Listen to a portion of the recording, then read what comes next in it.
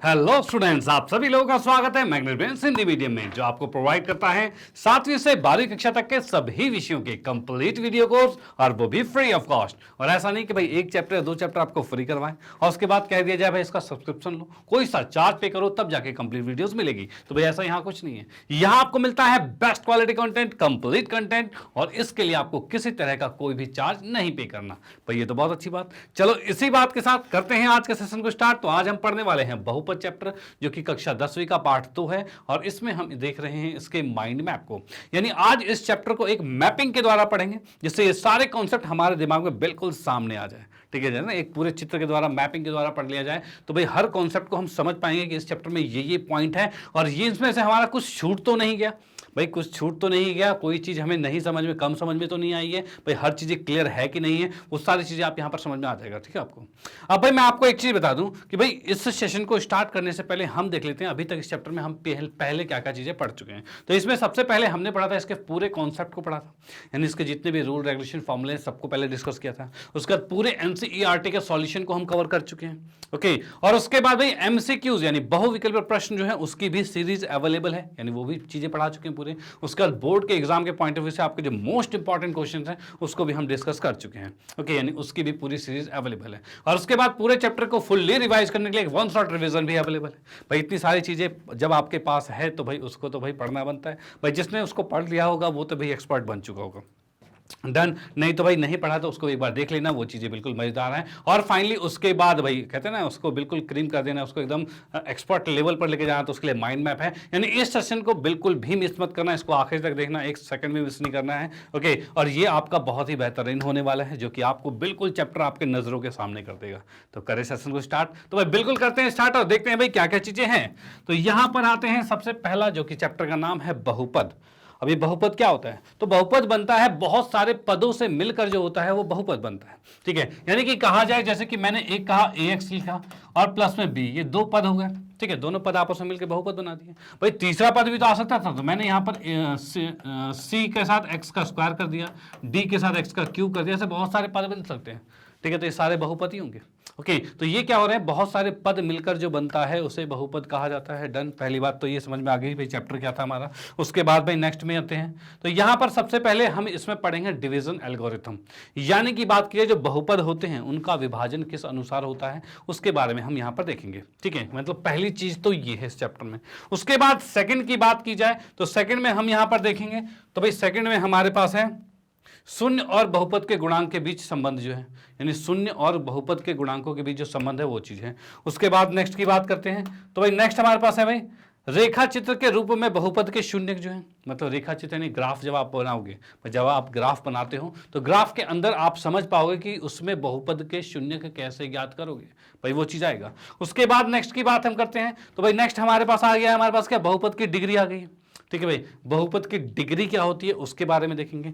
और finally last में हम देखेंगे क्या भाई, चित्र में प्रतिनिधित्व द्वारा द्विघाती बहुपद, यानी कि भाई ग्राफ के अंदर द्विघाती जो बहुपद होता है, द्विघाती बहुपद होता है, उसको चित्र में कैसे दर्शाया जाता है उस चीज को। मतलब मेनली हमारे ये टॉपिक हैं जो इस चैप्टर के अंदर है। भाई क्या क्या है, डिवीजन एल्गोरिथम, बहुपद की डिग्री है, शून्यक और बहुपद के गुणांक के बीच संबंध है।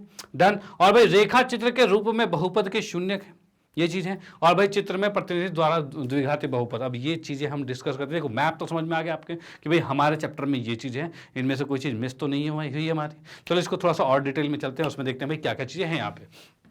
तो सबसे पहले हम आते हैं डिवीजन एल्गोरिथम के बारे में। ये क्या था, तो इसके अंदर हमें पता है जैसे कि दो बहुपद हमारे पास है, एक px और एक gx वाले दो बहुपद है।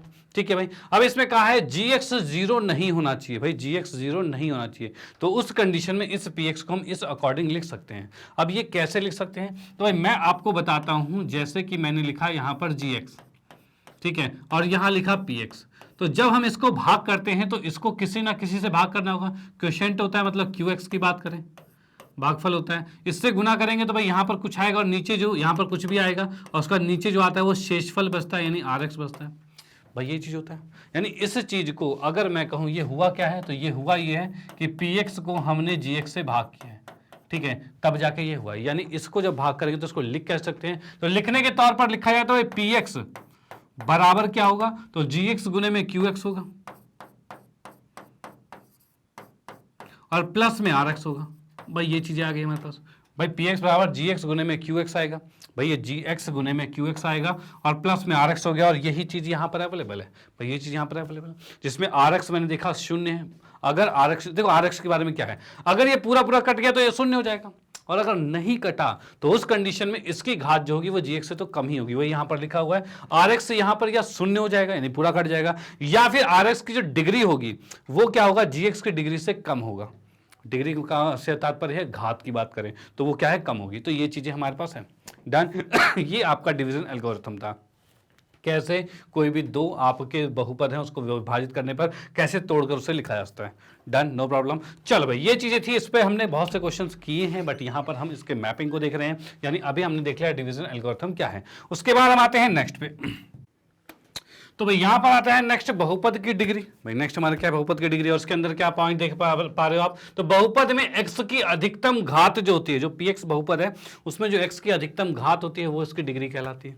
जैसे कि मैंने देखा भाई px के अंदर कोई भी अगर आपके सामने आ जाए भाई px बराबर में, भाई लिख दिया हमने ax की घात 25 प्लस में 5x का वर्ग प्लस में 2 लिख दिया हमने, ठीक है। इसमें x की अधिकतम घात कितनी है, तो भाई आप देख पा रहे हो 25 है, तो यहां पर इसकी अधिकतम घात यानी इसकी डिग्री जो हो जाएगी वो 25 जाएगी। Done, no problem.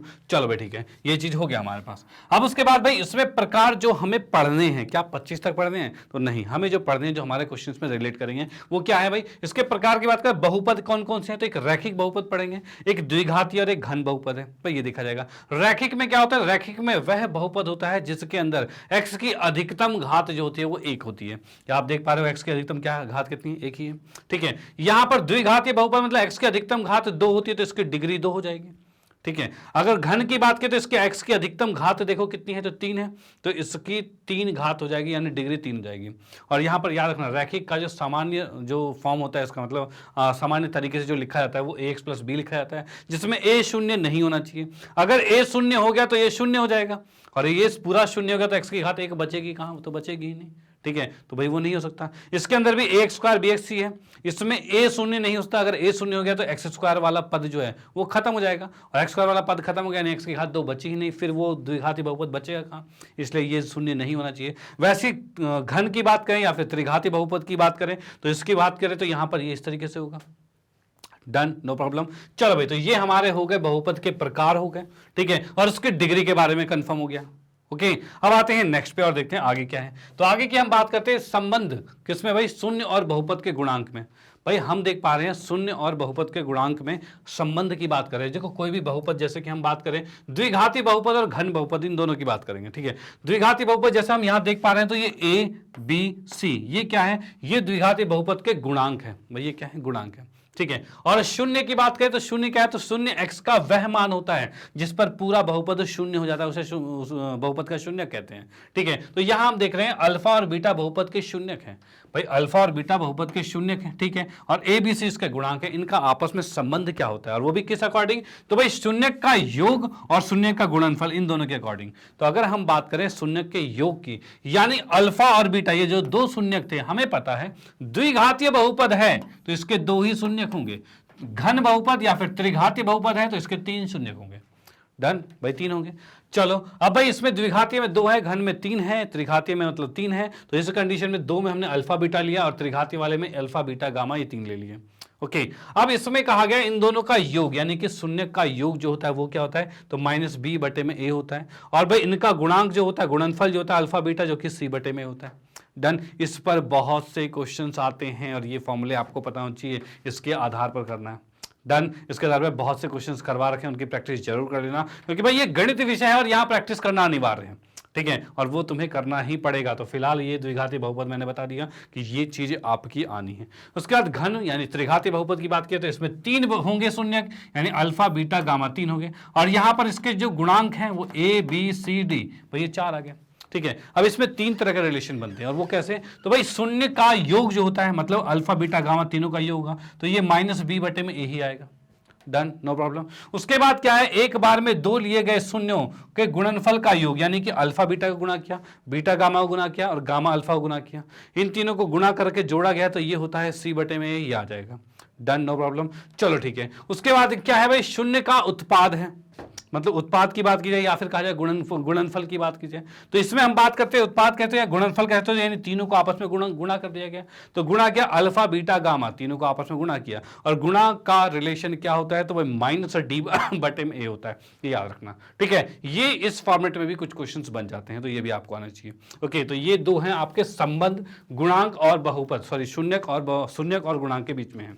डन। तो ये भी आपके मोस्ट इंपॉर्टेंट चीजें हैं जो इस चैप्टर में है। आते हैं नेक्स्ट पे।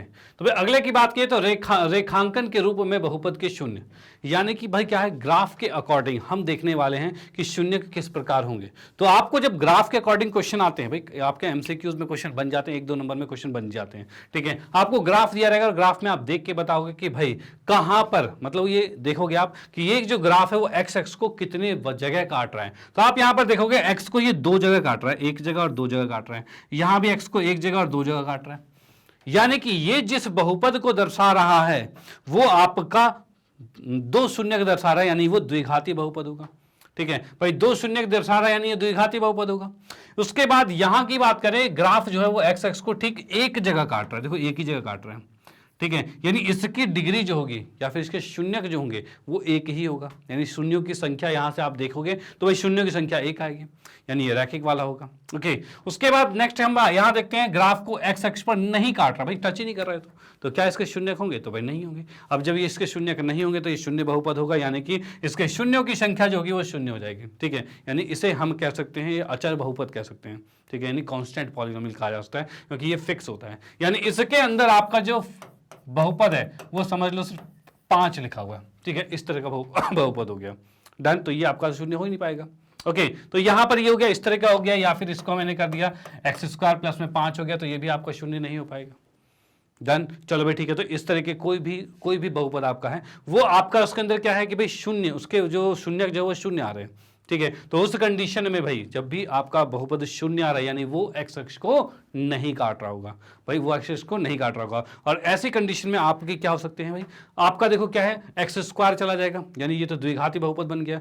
ऐसे इसके अंदर क्या चाहिए, x की घात 2n तक जा सकता है, यानी बहुत सारे निकल सकते हैं, ठीक है। आप बोलोगे सर एक कंफ्यूजन हो रही है इसमें कि हमने पढ़ा है कि भाई द्विघातीय बहुपद में 2 शून्य होते हैं, त्रिघातीय में 3 होते हैं। अगर शून्य है तो भाई x की घात मतलब इसमें x होगा ही नहीं, शून्य हो जाएगा, ठीक है। तो भाई एक चीज याद रखना, जब भी आप शून्य की बात करो भाई कितने शून्यक होते हैं, तो कोई भी जो बहुपद होता है उसमें x की जो अधिकतम घात होती है उतने अधिकतम शून्य हो सकते हैं, जरूरी नहीं उतने पूरे हों, ठीक है। यानी कि अगर आपको मैंने ये लिखा, यहां पर लिख दिया मैंने इस तरह से x² लिख दिया, यानी अगर ये आपको द्विघाती बहुपद दिख रहा है तो इसके अधिकतम शून्यक जो होंगे वो 2 होंगे, नहीं तो कम भी हो सकते हैं। और फिलहाल इसके शून्यक जब निकालोगे तो इसका शून्य कितने आएंगे, तो इसके शून्यों की संख्या 0 आएगी, क्योंकि ये बहुपद x को कट ही नहीं करेगा, x को कट ही नहीं करेगा। x का कोई भी मान रख लो ये 0 नहीं होगा, x का कोई भी मान रख लो ये 0 नहीं होगा, यानी इसका शून्यक नहीं निकल पा रहा। ओके, तो उस कंडीशन में क्या मैंने बताया, तो उस कंडीशन में आपको ये बताया कि भाई जरूरी नहीं कि x की अधिकतम घात जितनी उतने ही शून्य होंगे, भाई उतने अधिकतम शून्य होते हैं, ठीक है भाई, उससे कम भी हो सकते हैं। फिलहाल जो मैंने यहां पर एग्जांपल एक दिखा दिया है। डन। तो फिलहाल आपको इसके अंदर, इस वाले टॉपिक के अंदर सिर्फ ये समझना था कि ग्राफ के अंदर कोई भी जो रेखा होती है वो अगर x को जितनी बार काटती है उतने उसके शून्य आएंगे। Done, no problem. चलो भाई ठीक है, तो भाई इसको करता हूं इरेज और आते हैं नेक्स्ट पे। हाँ, तो नेक्स्ट हमारे पास है क्या है भाई, चित्र में प्रतिनिधित्व द्विघातीय बहुपद जो है भाई, चित्र में मतलब कि यहाँ पर हम देख रहे हैं जो ग्राफ के अंदर द्विघातीय बहुपद को दर्शाने का तरीका देख रहे हैं। तो एक चीज हमें पता है, द्विघातीय बहुपद जो होता है वो x को 2 जगह काटेगा, भाई अधिकतम तो 2 जगह काटेगा। तो यहाँ पर आप देख सकते हो कि ये जो एक बहुपद आपको दिख रहा है वो 2 जगह कट रहा है। कहाँ कट रहा है, तो भाई एक्स अक्ष को ये एक यहाँ पर काट रहा है और एक यहाँ पर काट रहा है, भाई ये 2 जगह काटा जा रहा है, ठीक है। अब ये 2 जगह अब जब काटा जा रहा है तो उस कंडीशन में इसके अंदर जो है, यहां पर मैं बताऊं x का मान कितना आ रहा है, -1 आ रहा है, 4 आ रहा है, ठीक है। तो x का मान क्या आ रहा है, -1 आ रहा है, और x का मान कितना आ रहा है भाई, 4 आ रहा है। यानी इसको देखा जाए तो इसको मैं इधर लाऊं तो ये आ जाएगा x प्लस में 1 हो जाएगा, और इसको इधर लाए तो x माइनस में 4 हो जाएगा। इसको अगर गुणा कर दिया जाए भाई, इसको अगर गुणा कर दिया जाए तो ये आपका द्विघातीय बहुपद आ जाएगा ये वाला।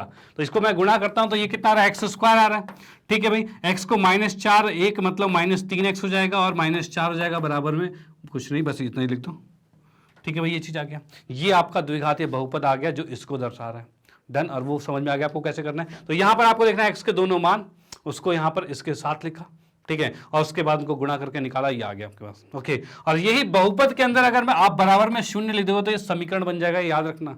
ये फर्क है समीकरण और बहुपद में। बहुपद के आगे जीरो नहीं होता, अगर इसके बराबर में जीरो लिखा तो यानी समान में कुछ आ गया तो ये समीकरण बन जाएगा। डन। और इसी के साथ यहां पर भाई हमने बहुपद चैप्टर के सारे कॉन्सेप्ट देख लिए, यानी इसका मैप देख लिया कि हमें यहां पर क्या क्या चीजें पढ़नी थी। तो भाई यहां पर हमारे पास ये कुल 5 फॉर्मेट थे कि भाई डिवीजन एल्गोरिथम के बारे में, कैसे विभाजन होता है, कैसे बहुपद की डिग्री निकाली जाती है, डिग्री होती क्या है, उसका शून्य और बहुपद के गुणांकों के बीच संबंध की बात कर रहे हैं, और रेखा चित्र के रूप में बहुपद के शून्य, भाई ग्राफ में शून्य कैसे निकाले, उसका चित्र में प्रतिनिधित्व द्विघाती बहुपद जो है, भाई चित्र में हम द्विघाती बहुपद को कैसे देखते हैं, उससे कैसे द्विघाती बहुपद निकाल पाते हैं। डन। ये 5 फॉर्मेट थे जिसकी मैपिंग हमने कर ली है। अब आपको कोई दिक्कत नहीं होने वाली कि भाई चैप्टर में है क्या, भाई चैप्टर में इतनी ही चीजें थी, बस इसके आधार पर क्वेश्चंस को आपको प्रैक्टिस करनी है। अगर आप प्रैक्टिस करते हो तो भाई मजा आ जाएगा और उसके बाद कोई दिक्कत नहीं आने वाली।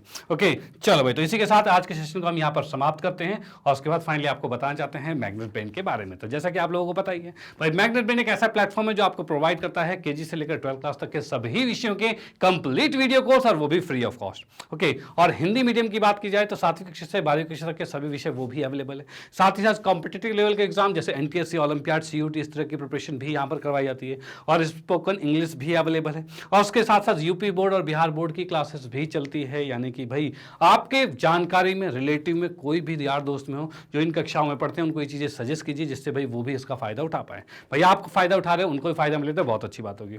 डन। चलो भाई, तो आप इसको हमारी वेबसाइट के साथ भी पढ़ सकते हो। वेबसाइट क्या है तो www.magnetbrains.com, और साथ ही साथ मोबाइल एप्लीकेशन है मैग्नेट ब्रेन, इसको भी डाउनलोड कर सकते हो। यहाँ पर पूरा कोर्स बिल्कुल अरेंज और सिस्टमैटिक तरीके से आपको मिलता है, जिससे भाई आपकी पढ़ाई हो जाएगी बेहतरीन, बिल्कुल याद रखना। ओके, और उसके बाद जैसे आप हमारे साथ यूट्यूब पर जुड़े हो, उसी साथ साथ आप हमारे साथ फेसबुक, इंस्टाग्राम, ट्विटर, टेलीग्राम पर भी जुड़ जाओ। यहाँ पर भी बहुत बेहतरीन चीजें आपको मिलने वाली है। और आपकी तैयारी के लिए यहाँ पर बुक्स भी अवेलेबल है, तो भाई आपको यहाँ से बुक्स या ई बुक, यानी कि आप हार्ड कॉपी या सॉफ्ट कॉपी में यहाँ से बुक प्रोवाइड करवा सकते हो। और भाई इसके अंदर क्या है तो भाई इसके लिए आप हमारे वीडियो के नीचे एक डिस्क्रिप्शन बॉक्स है, वहाँ पर भाई डिस्क्रिप्शन बॉक्स के अंदर एक लिंक है, और लिंक पे आप क्लिक कीजिए, एक फॉर्म आएगा, फॉर्म को फिलअप कीजिए, और आपको जिस बुक की जैसे रिक्वायरमेंट है वो चीज़ें आप बताइए, और आपके साथ मैग्नेट ब्रेन की टीम कॉन्टैक्ट में आएगी और आपको अवेलेबल कराएगी बुक। ओके, तो भाई ये चीज़ें हैं यहाँ पर, ये बुक्स बहुत ही ज़्यादा इंपॉर्टेंट है, क्योंकि यहाँ पे ये बिल्कुल लेटेस्ट सिलेबस के अकॉर्डिंग चलेंगे। यहाँ पर आपके मोस्ट इंपॉर्टेंट क्वेश्चन हो गए या MCQs हो गए, जिस तरह का फॉर्मेट आपके बोर्ड का है वो यहाँ पर प्रोवाइड करवाया जाएगा। तो भाई इसको जरूर आप ध्यान दे सकते हो। डन। तो भाई आपको फाइनली कहना चाहता हूँ, अगर वीडियो आपको अच्छी लगी तो इसे लाइक कीजिए, न्यू है तो सब्सक्राइब कीजिए, और शेयर तो आप करते रहिए। Okay, bye, thank you.